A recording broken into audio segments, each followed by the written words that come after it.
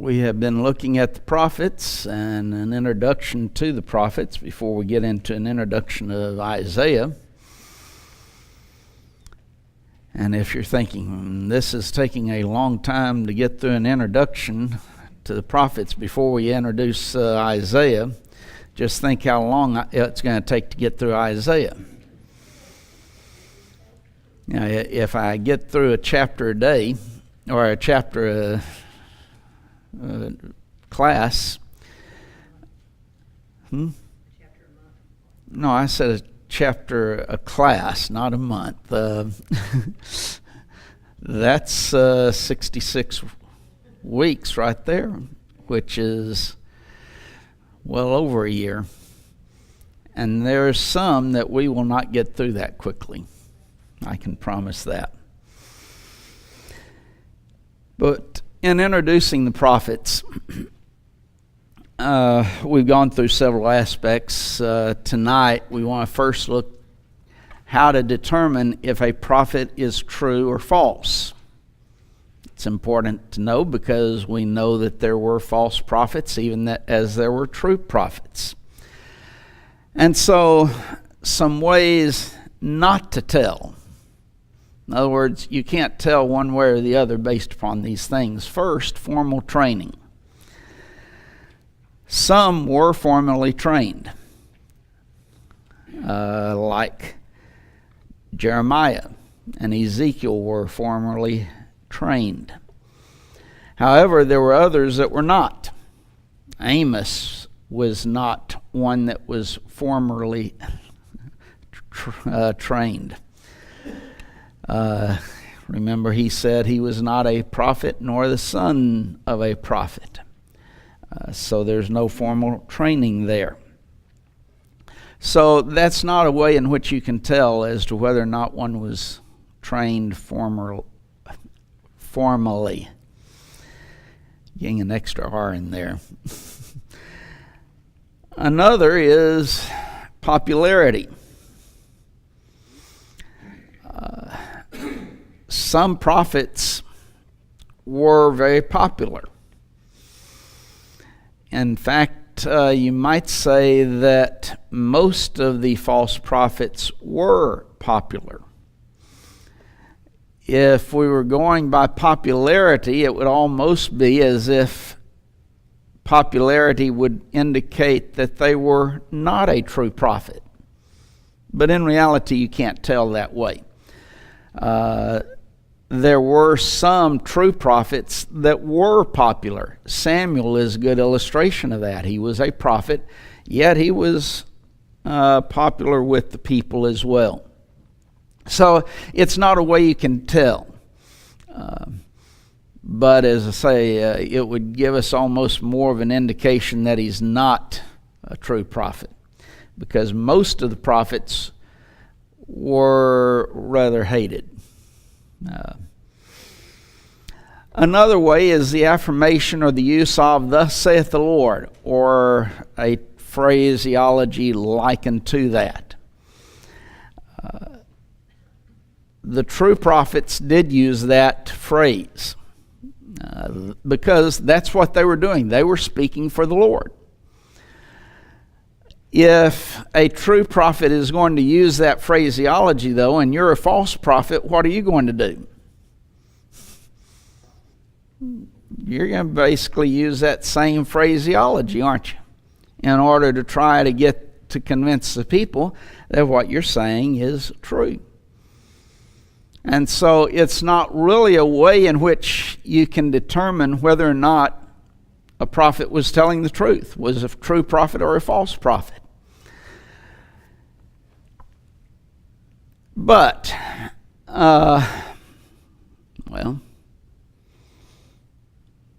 some reliable test. The first is that what he says must come to pass. There.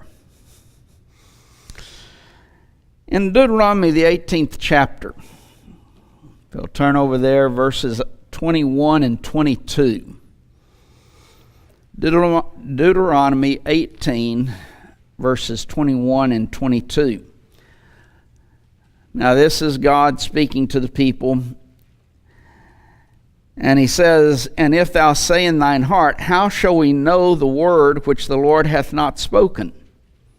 So here's the test, God says. "When a prophet speaketh in the name of the Lord, if the thing follow not, nor come to pass, that is the thing which the Lord hath not spoken.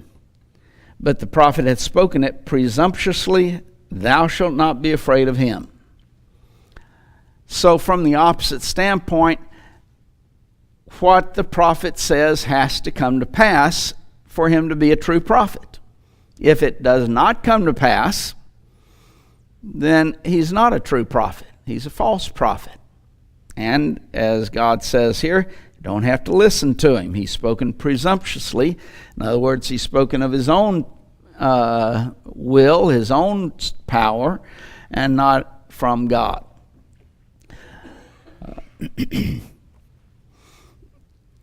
There might be a little bit of a caveat in regards to that, though. What's the caveat? It means there might be a little bit of a problem in that. In that some of the things that the prophet spoke of were hundreds of years in the future. For example, here in Isaiah, that we're going to start studying at some point in time. He spoke of Cyrus, who would come to power and he would be God's agent. Now then, Cyrus did not well, he wasn't born for another 150 years. So, and also many of the things that Isaiah speaks of in relationship to the future comes about as a result of Babylon, which was also a long time in the future. So, while they came to pass, they didn't come to pass in the lifetime of the people that he spoke it with.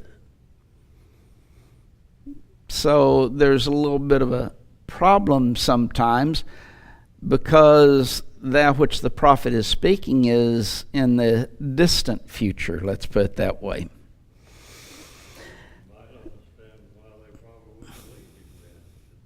Well, that could be the case, yes. Also in relationship to that, how far in the future are we to wait?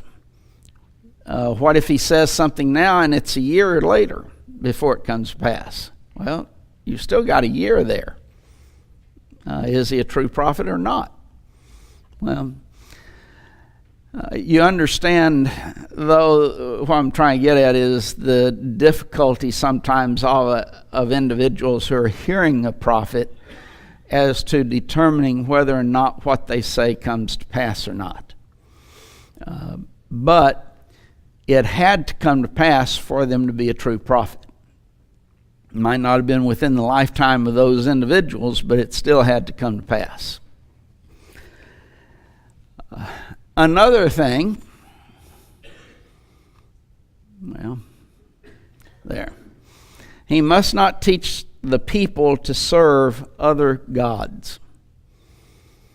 If he's teaching them to go into idol worship, he's not a true prophet. Turn over to Deuteronomy, the 13th chapter. We'll read verses 1 through verse 5. Deuteronomy 13, 1 through 5.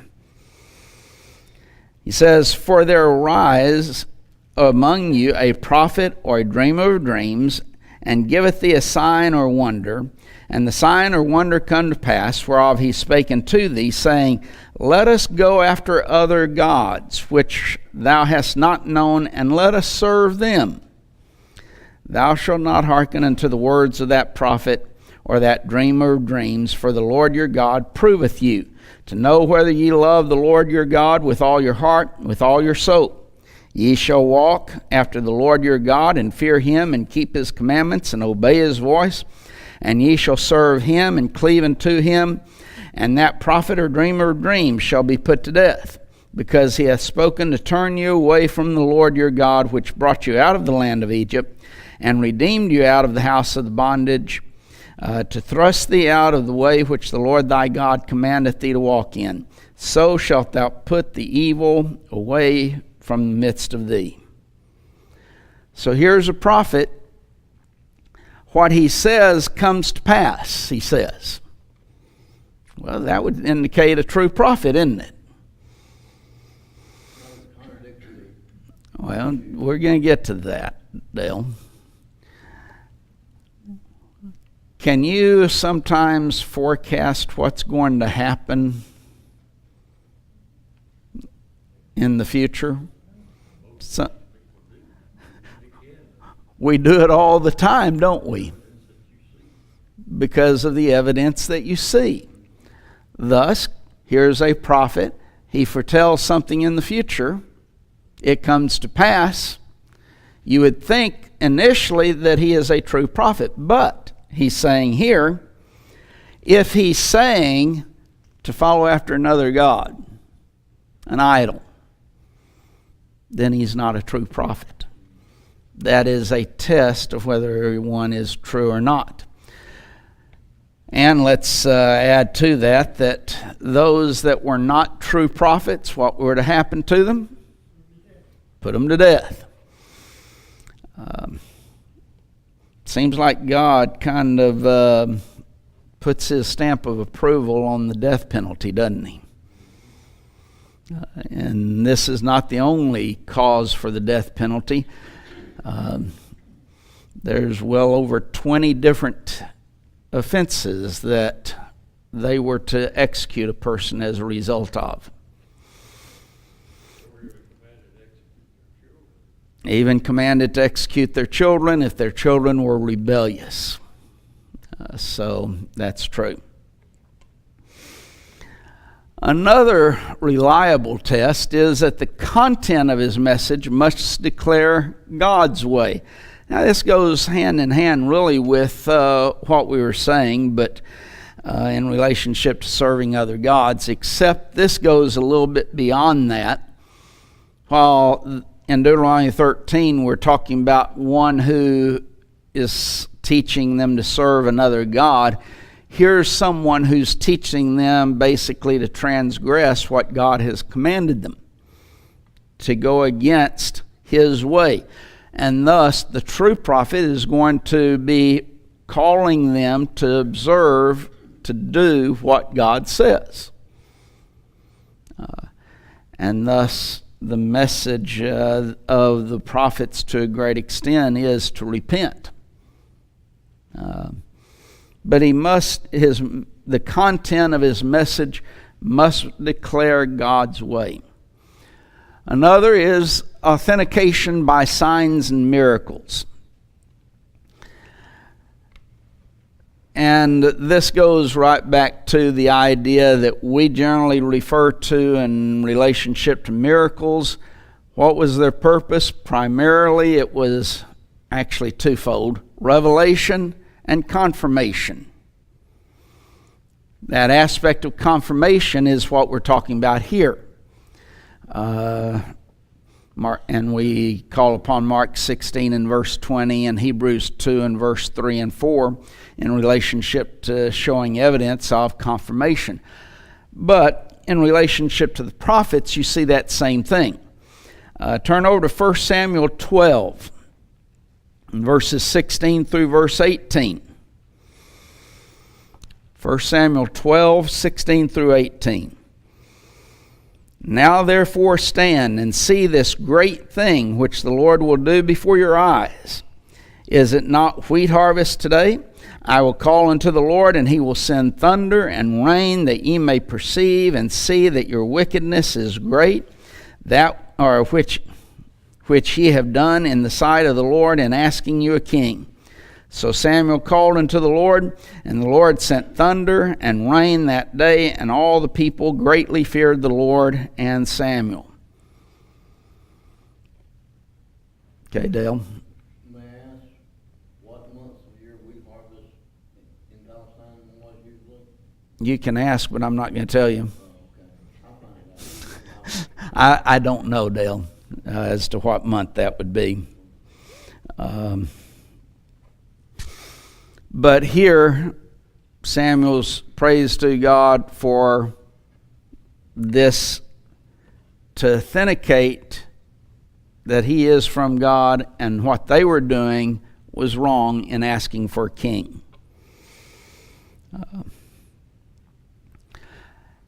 And then the morality of the prophet himself. Sometimes the prophet made a mistake within his life. They weren't sinless, in other words. They were human with all of the human emotions and feelings, desires, all of that aspect that you and I have. They were human. And as being human, they would have transgressed God's word at times.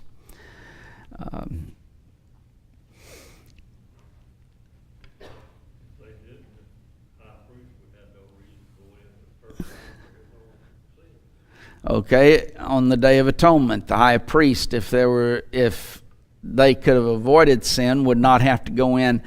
Remember, he went in twice on the Day of Atonement. The first time for his own sins, then he would return for the sins of the people. There would be no need for that Day of Atonement in reality if they could live above sin.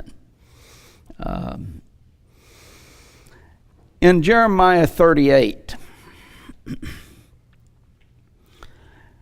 verses 24 through 28, it appears as if Jeremiah lies on this occasion. Jeremiah 38, verses 24 through 28. Did I say that right? 38, verses 24 through 28.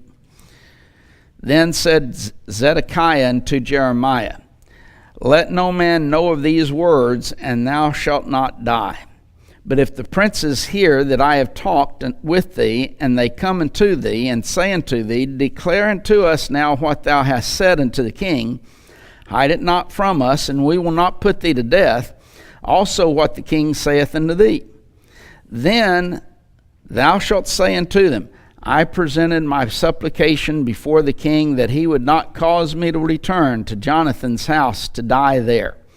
Then came all the princes unto Jeremiah and asked him, and he told them according to all these words that the king had commanded him. So they left off speaking with him, for the matter was not perceived. So Jeremiah abode in the court of the prison until the day that Jerusalem was taken, and he was there when Jerusalem was taken.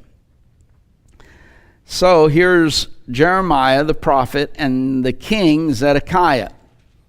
King calls him, asks him about what's going to take place, and then the king tells Jeremiah, if the princes come and ask you what we've talked about, tell them this, that you're just making a supplication or a plea not to return to that miry well that they had thrown him in. And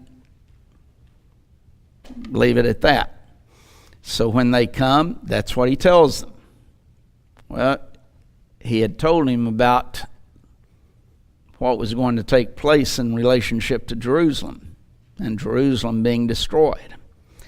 So it appears as if he lied on that occasion.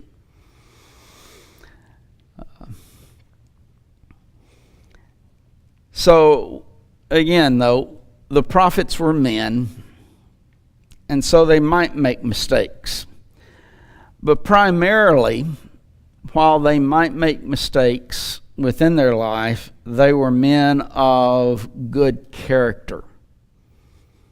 Don't want to leave the impression that they were just an immoral lot, ungodly people. No, they were generally men of very high moral standards.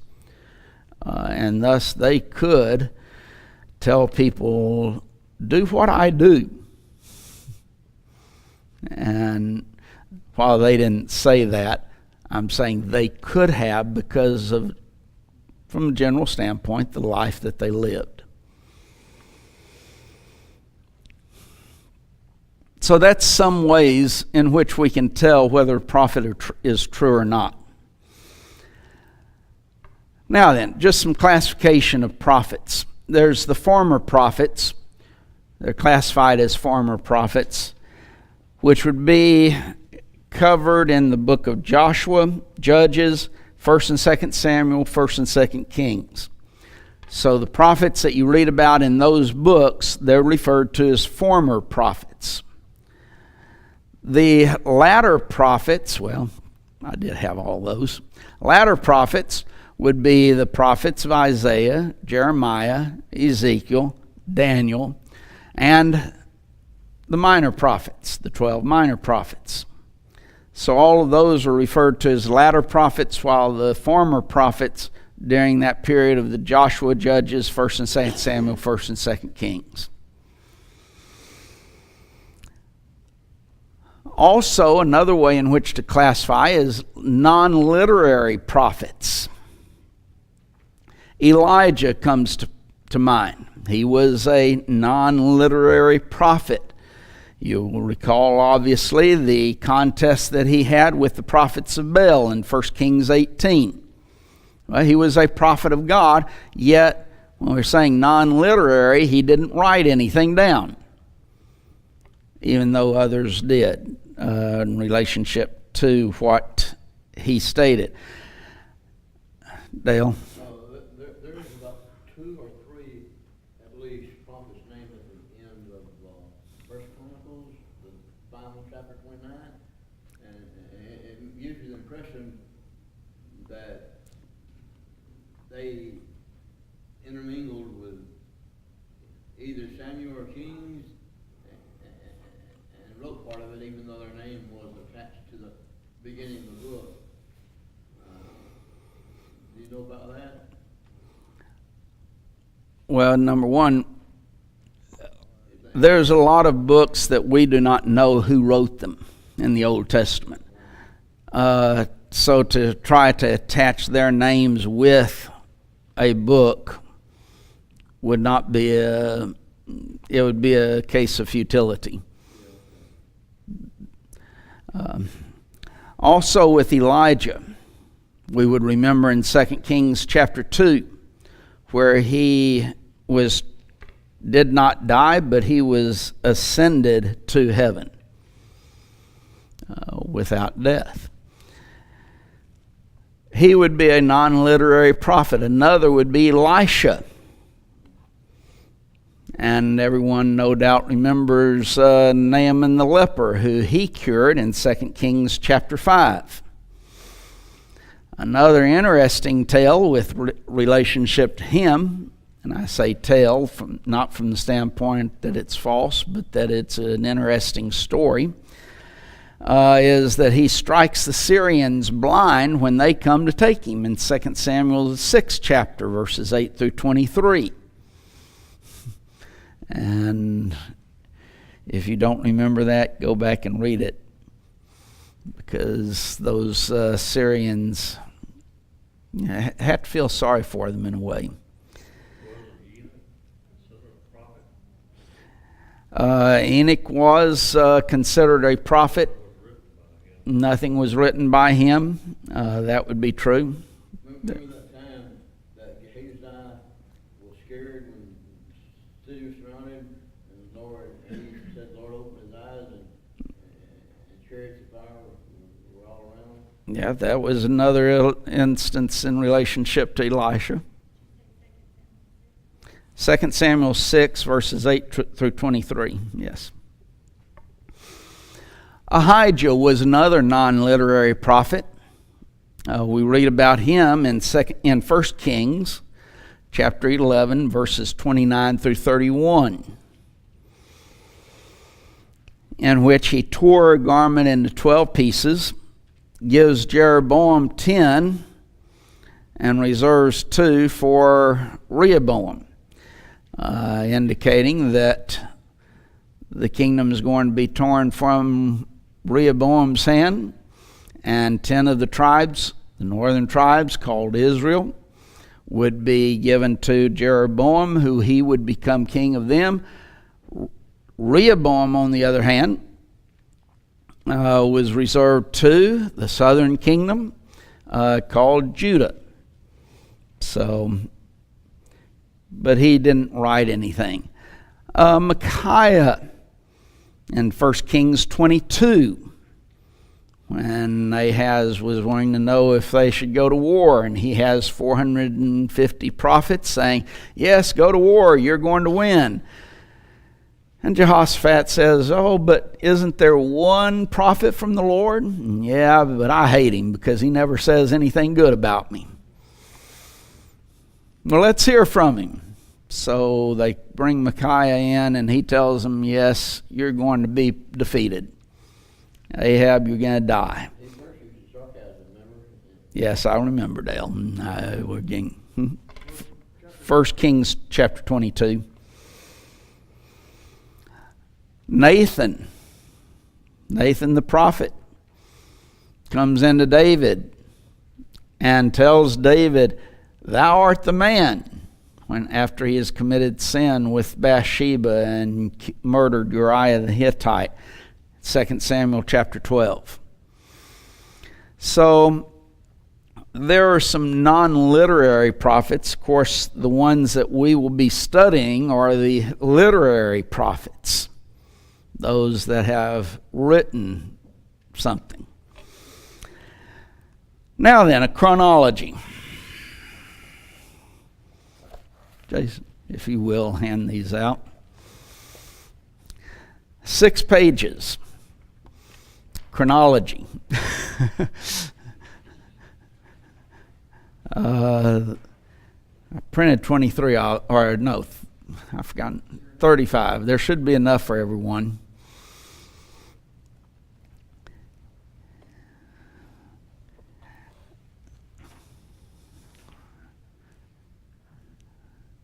These set forth important dates, the first 2 pages. I left some space there so that if you in your study want to add some dates to it that you might feel is important, there'll be a little bit of space there, a room there that you can add those to them. On page 3 and the top part of page 4, we have, well, page 3 is the divided kings of the divided kingdom. All of the kings. You might notice that some of the kings of the southern kingdom of Judah are bold type in that. Those that are bolded, they are kings that the Bible refers to as good kings. Now then, in that regard, you will might also be important to notice that not all of their reign might have been good. Some of it might have been good, and some of it might have been evil. But those that are in bold, those were at least set forth by God at some point in their time as being a good king. You also will see the prophets that are associated with them. The number outside of the name of the prophet is the number of years that prophet, or not prophet, but king. The number beside the name of the king states the number of years of his reign. So, for example, Rehoboam reigned for 17 years. Jeroboam reigned for 22 years.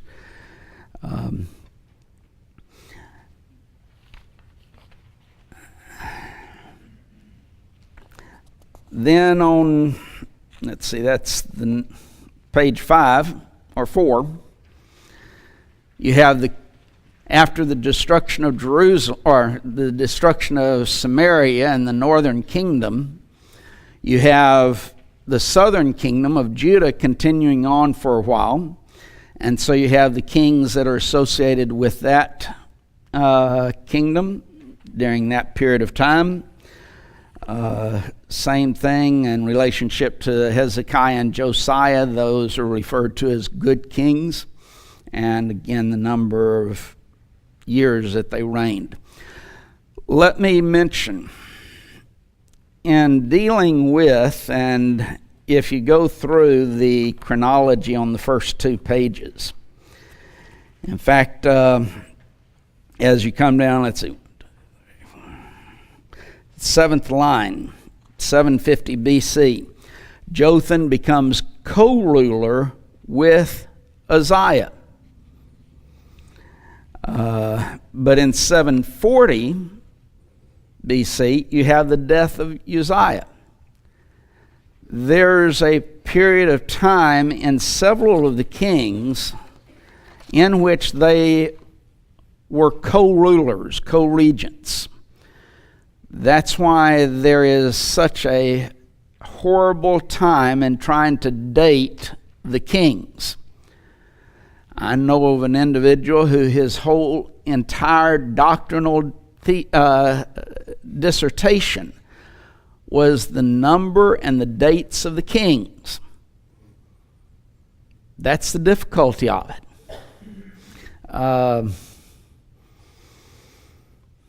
And if you want to buy me that book, I'll accept it. No, I'm just joking on that. But I say that to just emphasize the difficulty in dating the kings in particular. Because a lot of them, there is that co-regency aspect. Then the latter part of page 4, you have the kings of Assyria. Some of those are in particular, or of particular importance in relationship to Israel. A lot of them are not. But you get down to the very last one, for example, on that page, Tiglath-Pileser III, reigned from 745 to 727. He's referred to as Pul. He is one who had a great deal of, there's a lot of references to Tiglath-Pileser or Pul in the scriptures. Well, who is he? Well, he's king of Assyria. When did he reign? Well, now then, hopefully you'll know from this. The top of the next page, Shalmaneser V, 727 to 722. Guess what happened in 722 BC? Okay, destruction of the northern kingdom and Samaria. Well, he began the siege. He died during the siege. And the next king, Sargon II, is the one who captured Samaria. He ruled 722 to 705. So some of these are very important in relationship to the events of the time that we're dealing with. Then, middle of page 5, the kings of Babylon. The Babylonian Empire, great empire that we hear about. Well, Nebuchadnezzar is the one we hear about probably most often, along with Belshazzar. Nebuchadnezzar and his reign from 605 to 562, and Belshazzar from 555 to 539, who also was co-regent with Nabonidus in same time frame. They were co-regents the entire time. So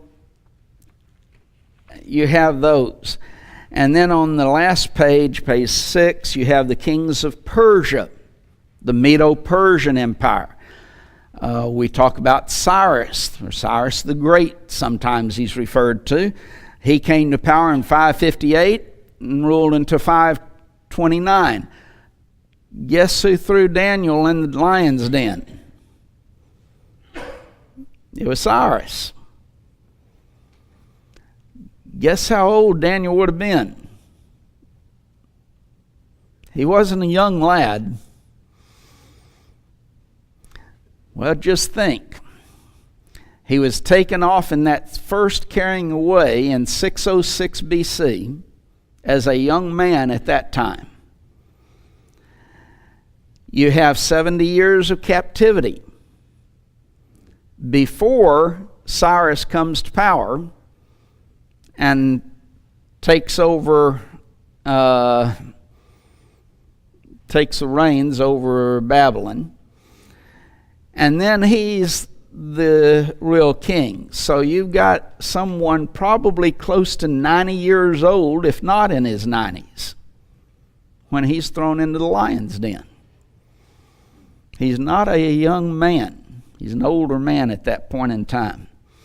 But we talk about Ahasuerus with Esther, that Esther married. Well, he also referred to Xerxes the First, from 486 to 465. And if you look at some of those names, they get kind of redundant, don't they? You've got Xerxes the First, then Xerxes the Second. But in between those two, you have Artaxerxes.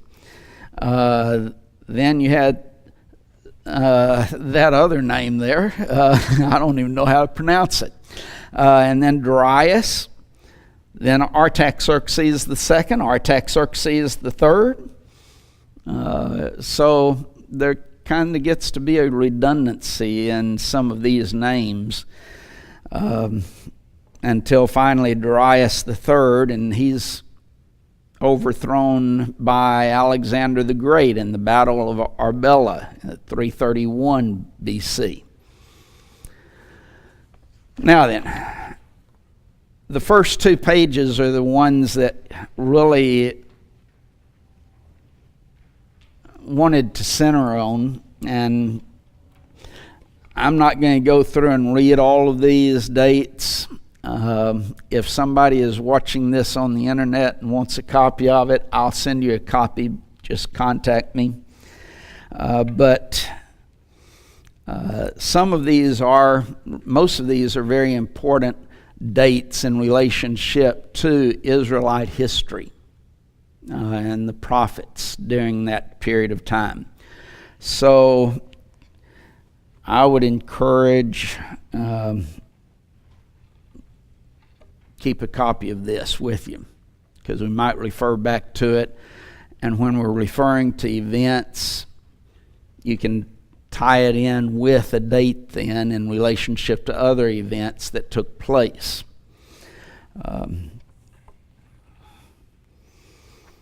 And actually what I gave you there is a whole lot more detailed than what I have in my notes. So I got to studying it and working on it and added more and more and more, and then added the kings and then all of the other nations and their time frames to try and give you a good balanced view, if you'll look at that, as to what's taking place when. And if you've read Isaiah, and I hope all of you have at least once, Isaiah, to a great extent, deals with so much of this historical aspect. Jeremiah does the same thing. It's not all dealing with just Israel. It deals with all of these other nations and other kings and events that take place during that time frame. And if the problem many times that we have in studying the prophets is that we have no reference in relationship to those events and times and what's going on within the world at that time. So hopefully this will help you just a little bit. Next, the books in historical periods. There's basically three historical periods in which we're dealing with. The first is the Assyrian period, which dealt with the 7th and 8th centuries BC. So 7th. The prophets during that period of time: Amos, Hosea, Micah, Zephaniah, Nahum, Jonah, and Isaiah would be the prophets during that Assyrian period. Then you have the Babylonian period. Babylon, of course, destroys Syria, and so you have them during the 7th and the 6th centuries BC. The basic prophets: Habakkuk, Jeremiah, and I put Lamentations because he also writes Lamentations, even though it's not really a prophetic book. Lamentations, what does lament mean? Sad, sorrow. It is a sorrowful dirge over the destruction of Jerusalem. And that's what Lamentations is, but it takes place during this period. Daniel would also be primarily, most of his work was during that Babylonian period, even though it extended into the next period, the Persian period. And the Persian period would be the 6th to the 5th centuries BC. We refer to this generally as the post-exilic period. In other words, during the Babylonian period, they were in exile. Now then, this is after the exile. They've been allowed to return home. And the basic prophets during that time: Haggai, Zechariah, Malachi, Ezekiel, and we mentioned Daniel because his does extend into that period of time. How much time do I have? A couple of minutes. Okay, try and get this real quick. Poetry of the Bible. We generally think of poetic books: Job, Psalms, Proverbs, Ecclesiastes, Song of Solomon. The prophetic books, a great deal of them are written in the poetry of the Bible. There's synonymous poetry, which is the first line, or they call it a stitch, says something. The second line, called the distich, says the same thing in different terms. A good illustration: Isaiah 1 and verse 3. The ox knoweth his owner, and the ass his master's crib.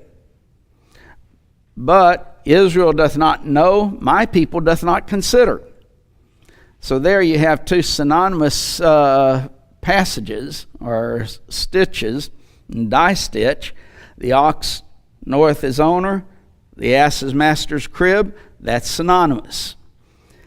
Israel doth not know, my people doth not consider, synonymous. But it's also antithetic in the first aspect: the ox knoweth his owner, Israel doth not know. So here's the animals that know, Israel doesn't know. So it's antithetic, which is the next one, which is the first line says something. The second line says the opposite. Oftentimes starts with the word but, which you see there in Amos 1 and verse 3. But Israel. And this is often used in wisdom literature. And then there's what's called the formal or synthetic parallelism. The thought of the first stitch or the first line is completed, or it's carried further by the second stitch, the second line. An illustration of that using poetry book, Psalm 14 and verse 2. The Lord looketh down from heaven upon the children of men. There's your first line. Second line completes it. Gives a completed idea. To see if there were any that did understand and seek God. So you have the first line saying something. The second line completes the thought of the first line, or the thought of the first line. So that basically is the poetry that we will also find in the prophetic books, even though we don't list them as poetry. They use poetry in their writing. Any questions, real quick, or comments as the others are coming in?